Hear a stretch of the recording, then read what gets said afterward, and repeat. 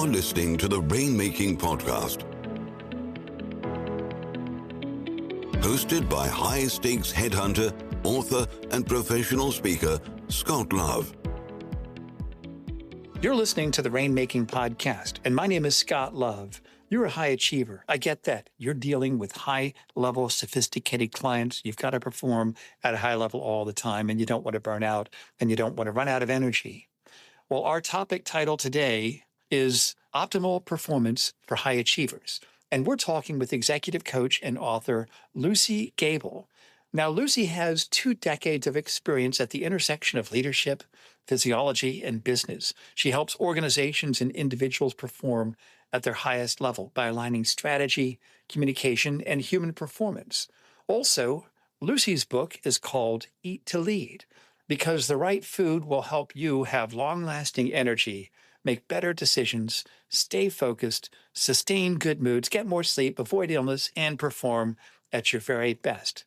Make sure you connect with Luci. I put all of her information on the show notes. So no matter where you listen to this podcast, go to the show notes and you'll be able to connect with her directly. I put her LinkedIn information, her website info, and also the link for her book. As always, this podcast is sponsored by SharePoint Legal Insights, formerly known as Leopard Solutions, turning legal intelligence into opportunity. And also by the Rainmaking magazine for the intellectually driven and results-focused professional who wants to grow their book of business. Visit therainmakingmagazine.com to chart your course to greater rainmaking success. I hope you get some great ideas from my conversation with Luci today. Thanks for listening. Hey, this is Scott Love with the Rainmaking Podcast. Our guest today is Luci Gabel, and we're talking about optimal performance for high achievers. Luci, thank you for joining me on the show. Thanks so much for having me. Absolutely right. And the people listening to this, these are people that are high achievers. They're rainmakers for big professional services firms. They've got a lot going on. Every minute counts. Every email has to be perfect. They can't let their guard down for a minute because that's what their clients expect. So where do we start? First, maybe with the definition. When we talk about optimal performance, how would you define that from the work that you've done, Luci? It's such a great question. It means different things to different people, right, Scott? Yeah. Optimal performance really means, for me and my crowd, it means energy. It means where do you get your energy from so that you can perform optimally, whether you're writing that memo or email, or standing in front of people, having a conversation, making a difficult decision, or having a difficult conversation. Yeah. So what You want optimal performance in all of those. That's great. Yeah. And where do you think we should start when you work with people on how to maximize that? What are some of the main focus areas that you work on in helping people to manage their energy? I work with people in 2 areas. One is through neuroscience and the other one is through health science. So it's our mental and physical together. We can't separate them. They come together and they work together. So optimal performance comes from energy, like I was saying. And we get our energy. Let's talk about the health side first. We know this. We get our energy from food. That's the foundation of energy. We get our energy from sleep, rest, other times of rest, like in between meetings, and movement, how we move our body and whether or not we do. That's energy building. The other side, the other way we build our energy is through our mindset, which equals motivation. It also comes through our communication, how we communicate with others and ourselves. And it comes from our vision. What do we see in the future? What are we being pulled towards? 6 pillars. That's interesting. So where do you think most people, what are the pitfalls if they're learning to manage their energy? What are the main stumbling blocks in those pillars do you think they need to watch out for the most? Mhm. I think that most people don't think about their energy or managing it. It's off the radar.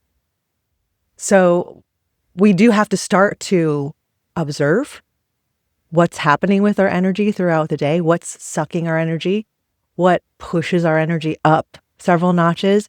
And we need to pull those strings. How do I amp this up? How do I bring this down? And once you start to recognize what's going on day to day, then you can start really optimizing your performance energy. So what are some indications when you say we need to be aware? What are some indications as we see them, that might be the canary in the mine, so to speak? A lot of times you just feel like you don't want to do something. or it's a grind. There's a lot of that, right? And people feel like the only way to do it is go through it. Get into the grind, get dirty and muddy, and be miserable. I think there are a lot of people out there just dealing with being miserable, not realizing that we can make a huge shift in that with these 6 different areas, whether it's how you're thinking, what you're eating, and when, whether or not you're getting enough rest, whether or not you're taking care of your physical body and your mental side as well.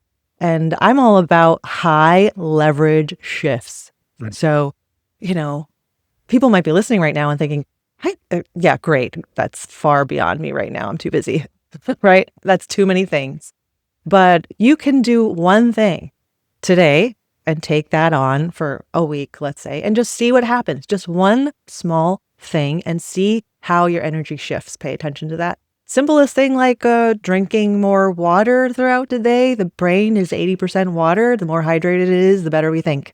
Yeah. Super easy, right? It's a high leverage shift. So, and the same thing with your mindset. Let's just say, what are you thinking when you're writing this memo? Actually, what's bringing you down about it? And what is another way to think about it? Because when we come across from a high energy place, everyone else feels that.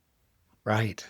So can we go through those 6 pillars again? I wanted to kind of see if I can get some sort of structure that can be a tangible resource that can help all of us really grow in our energy management. Yeah. You can think of it as a wheel as well, these 6 spokes of the wheel. And it would be the first side is the physical side. So it's nutrition, movement, and rest/sleep. 3 things. The other 3 things are mindset, communication, and vision. These are all the way we think about things. And here's a fun game. I don't know if you want to play it. Maybe people listening will play it later. But you can pick any one of these from either side.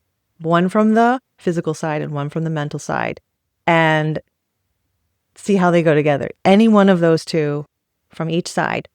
Just see how it goes together. Like, how does mindset affect nutrition? Let's just pick 2 random ones, right? Right. One from the brain side, one from the physical side. Can you think of some examples of how mindset might go with nutrition? Oh, yeah. When you're hungry, you get really angry or, hangry, right? Betty White. Yeah, hangry. Right. That's an easy one. You need a Yeah, Snickers bar. exactly. That'll make you happy, So that's Right. interesting. Yeah, I never really thought of it like that. And let me kind of recap. How does vision? Yeah, Go ahead. Let me kind of go over this Mhm. again. So the physical side, we've got nutrition, movement, and rest. On the mindset side, we've got, what is it? Communication, vision. What was the other one? Or was it actually the mindset? Is that what you called it? That is mindset, communication, and vision. Those are the things we have to have in order to have highest level energy throughout the day. So that's interesting. So you could pair one of these with the other. We could say, how does mindset affect rest? How does your Mm-hmm. communication affect your movement? Things like that. And when Mm-hmm. you say vision, what does that mean exactly? How would you define that? Vision oversees everything. It's not just your vision for your business. Where do you want to go in a year, in 5 years?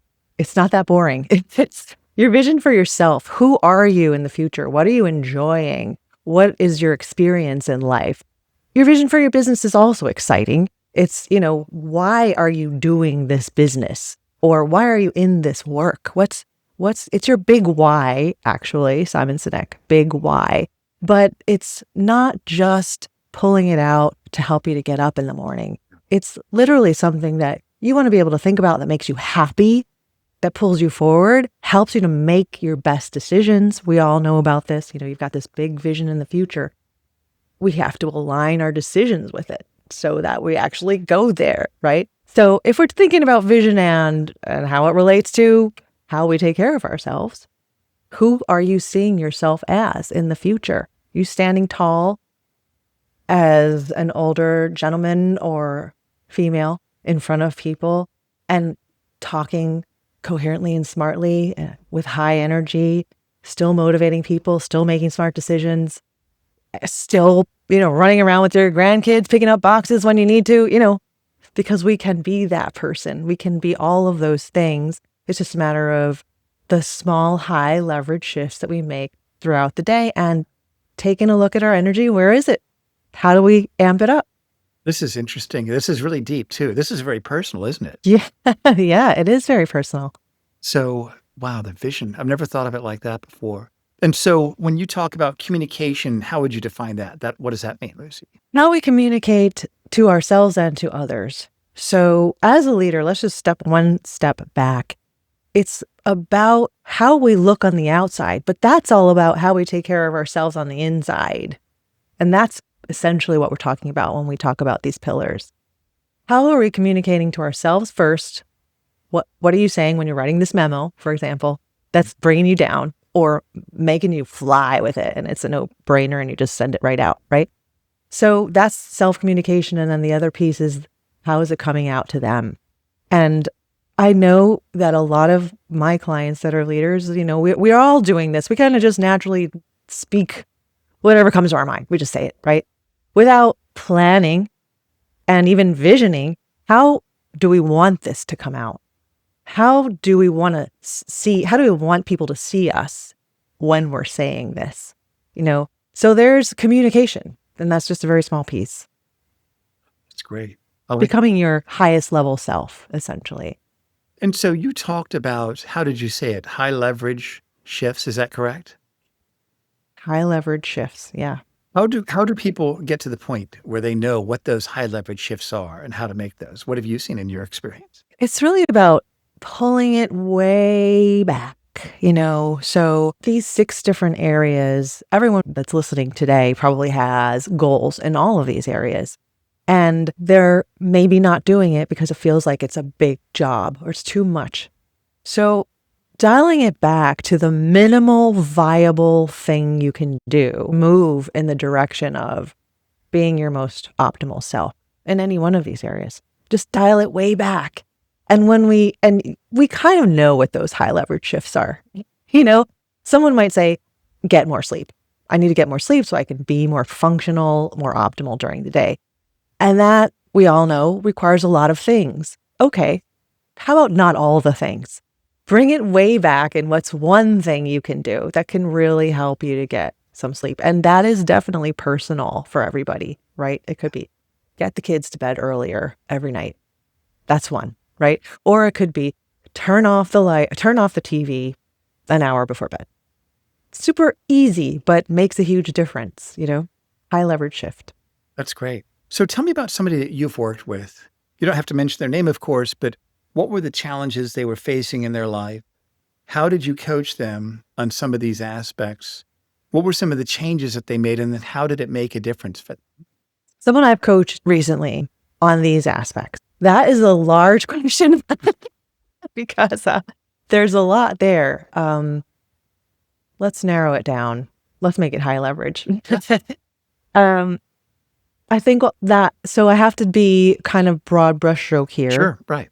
Simply because it's going to be the quickest way to the answer.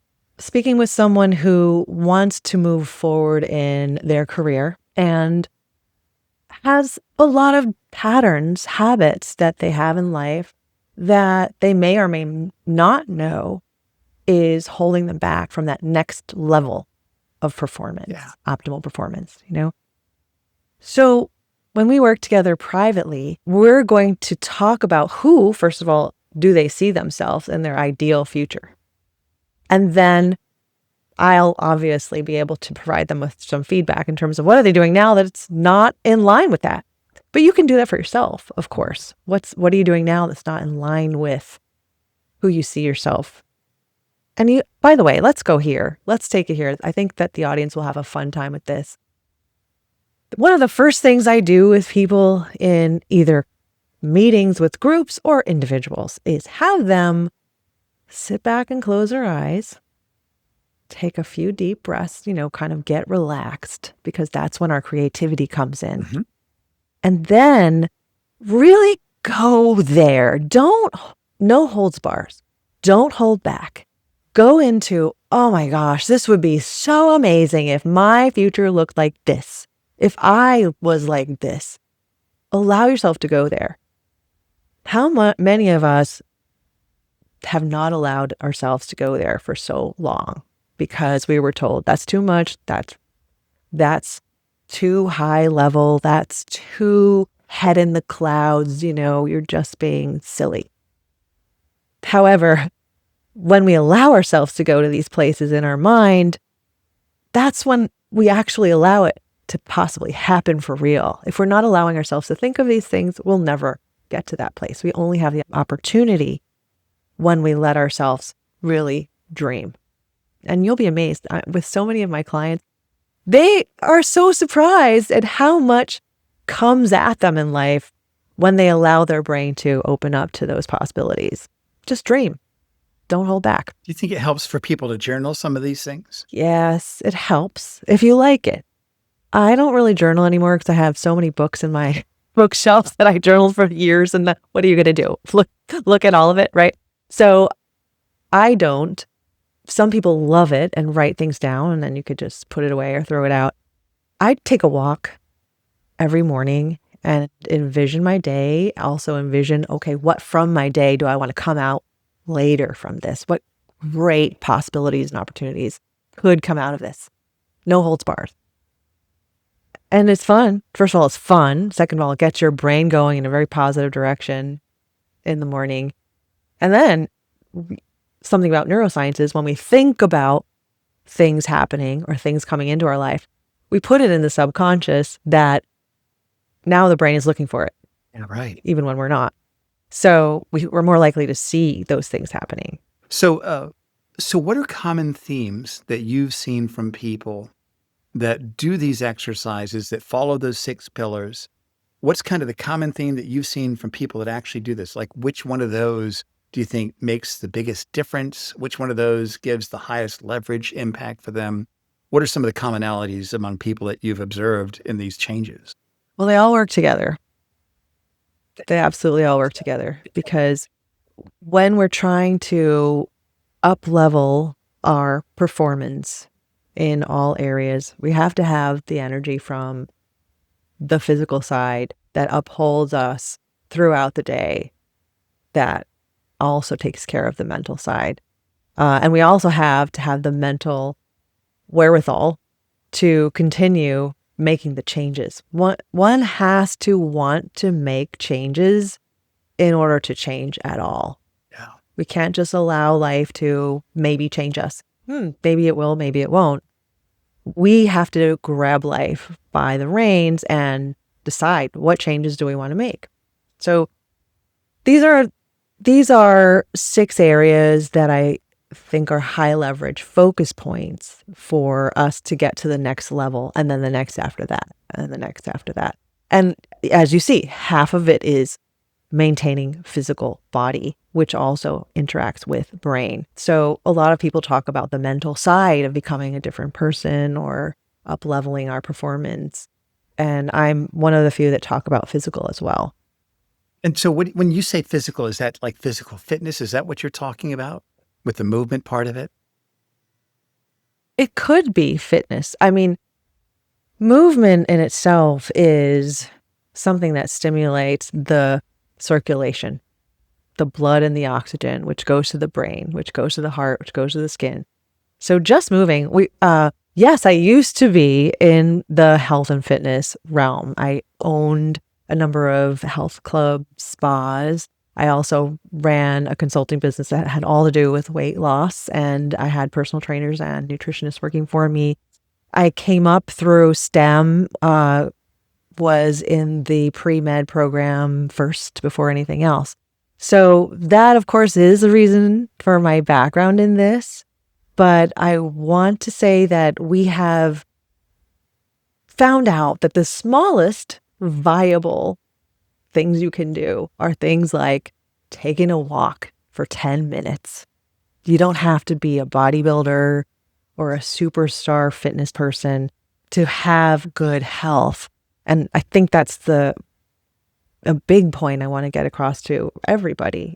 That walk during the day, morning walk or afternoon or evening even, it's going to bring your blood pressure down. It's also going to calm your nervous system, and it's going to help you to get out of fight, flight, freeze, which so many of us get into while we're working. So you don't have to be a bodybuilder. That's great. Well, so Luci, let me ask you to summarize, if people want to implement their knowledge of these 6 pillars in their lives, if you could give them 3 action steps or a few of those, what should they take in terms of implementing these ideas to really get to that point where they're making improvements? Where should they I would say start with 1. Once again, high leverage, small. What one area do you feel is going to bring you a relatively bigger gain than the others? Sometimes I have people make a circle with these 6 spokes and write on each spoke, each one of the pillars, and then rank yourself from 1 to 10. Just do it without thinking, where do I feel I am here? And then whatever's the lowest one, pick and go somewhere with it. Take it for a week, 2 weeks, focus on it, and pick one high leverage shift with that. That's a great idea. Do you think they should do that like every month, every quarter? What do you think about that? I think a monthly basis is great. And have it somewhere, your day planner, somewhere on your desk where you can remember what you're working on. Because it really does, it can just skip our brain while we're getting back into life as usual. Yeah, right. I like that idea a lot. Well, Luci, I want to thank you for being on our show today, sharing these ideas that I think will make a difference for people in improving their ability to manage that energy. And tell us about your work. What is it that you do, that you have, that you'd like our listeners to know about? Thanks so much, Scott. I have a program that involves these 6 pillars, and that's what I work with people in person on or in groups.